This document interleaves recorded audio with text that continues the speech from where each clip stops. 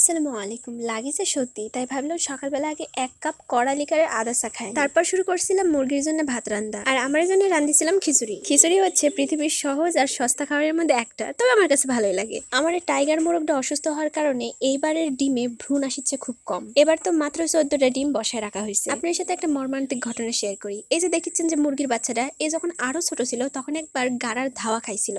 তারপর থেকে ওর এক পা ভেঙে গেছে। আল্লাহ এভাবে বাঁচিয়ে রাখিছে, আলহামদুলিল্লাহ। ওতে এভাবেই চলাচল করে। দুপুরের দিকে খাইছিলাম একটা ডিম ভাজি দিয়ে 1 প্লেট ভাত খায় বাইরে আসিছি। এখন দেখি আমার দাদি সাদা বুড়ি চেয়ারের মধ্যে শুয়ে আছে। বাইরে চেয়ারটা রাখলেই হয়েছে, উতি যায় আগে দখল করবি। কিছুক্ষণ সাদা বুড়ির সাথে সময় কাটালাম, আর তারপরে মুরগির একটা হাস্যকর দৃশ্য ক্যাপচার করলাম। ককশিট, যেটা কয় হচ্ছে ফুলশোলা। আপনারা কি জানেন যে মুরগি এগুলাও খায়? আমি তো দেখে বিশ্বাসই করতে পারিনি। যাই হোক, আজকে রাতে খাইছিলাম পটল ভাজি দেওয়া ভাত। আপনারা কার কার কাছে পটল ভাজি দেওয়া ভাত খেতে ভালো লাগে কমেন্টে জানাবেন। আজকের ভিডিও এ পর্যন্তই।